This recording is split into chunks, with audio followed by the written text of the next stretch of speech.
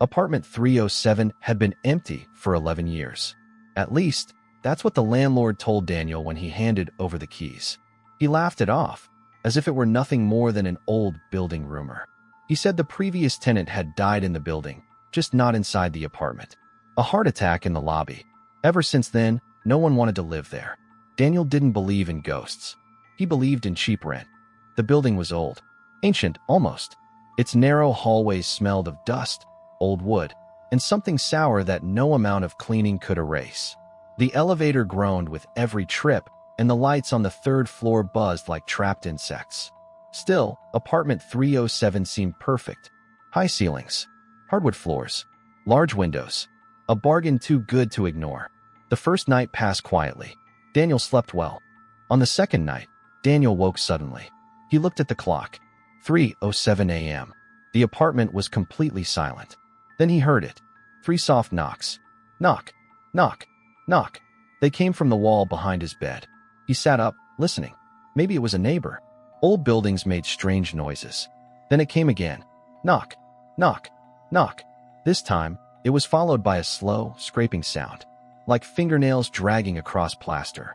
The knocking returned the next night, and the night after that, always at exactly 3:07 a.m. Always 3 knocks, always followed by scratching. By the end of the week, Daniel was exhausted. He barely slept. One morning, Daniel mentioned the strange noises to Mrs. Alvarez, the elderly woman living in apartment 306. She froze. He told her the sounds were coming from the wall behind his bed. Her face turned pale. That wall, she said quietly, borders apartment 308. Daniel frowned. She leaned closer. Apartment 308 has been vacant for 20 years. That night, Daniel moved his bed to the opposite side of the room. At 3:07 a.m., the knocking started again, from the wall where his bed used to be. Knock, knock, knock, then silence. And suddenly, knock, knock, knock. Now it was coming from the wall directly behind his new bed. The scratching followed, louder than ever, as if something inside the walls was searching for him. The next day, Daniel spoke with the building superintendent. He asked about apartment 308. The superintendent hesitated before speaking. A woman named Evelyn Hart had once lived there. For months, she complained about hearing knocking from inside her walls. She said something was scratching at night. Everyone thought she was losing her mind. Then one morning, they found her dead in the hallway outside apartment 307. Her neck was broken. Her fingernails had been torn off. Her hands were covered in plaster dust. Before she died, she had written a message on the floor in her own blood. 3 chilling words. Don't let it out. That night, Daniel packed a bag. He planned to leave, but exhaustion took over. He decided to rest for just an hour. When he woke, the room was dark. He looked at the clock. 3:06. Then, 3:07. Knock, knock, knock. But this time, the sound wasn't coming from the wall. It was coming from inside the apartment. The knocking came from the hallway, then from the bathroom door. The door was closed, even though Daniel was certain he had left it open. From inside the bathroom came that familiar scratching sound. Slow, deliberate. He reached for the handle. His hand trembled. He opened the door. The bathroom was empty, but the mirror was covered in steam. Written across the fog were 2 words. It's here. The bathroom light flickered. Daniel looked into the mirror. Standing behind him was a woman. Pale, sunken. Her dark hair hung in wet strands. Her fingertips were bloody stumps. Plaster dust clung to her nightgown. Evelyn Hart. Daniel spun around. No one was there. He looked back at the mirror. She was closer.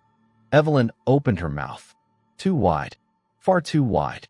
Her jaw cracked and stretched beyond anything human. From the darkness inside her mouth, a hand emerged. Long gray. Skeletal. Its fingers bent at unnatural angles. Then another hand appeared. And then a face. A smooth, eyeless face. With a vertical mouth running from forehead to chin. Filled with tiny, needle-like teeth. The mirror shattered. Daniel ran. He burst into the hallway and pounded on Mrs. Alvarez's door. No answer. He pounded harder. The hallway lights began to flicker. Then, one by one, they went dark. Only a single light remained at the far end of the corridor, and beneath it stood a figure. Tall, thin, its limbs bent the wrong way. Its head nearly touched the ceiling. The creature slowly opened its vertical mouth. Inside, dozens of faces writhed and pressed against one another. Silent, screaming. One of those faces was Evelyn. She raised her ruined hand and pointed directly at Daniel. Then the creature rushed toward him. Daniel never made it to the stairs. The next morning, police found the hallway empty. Apartment 307 was locked from the inside. When they forced the door open, the apartment was spotless. Daniel was gone. There was no sign of a struggle. Only 3 things remained. A half-packed suitcase on the bed, fresh scratch marks covering every wall from floor to ceiling, and on the bathroom mirror, written in blood, Apartment 307 is vacant. For now. Subscribe for more.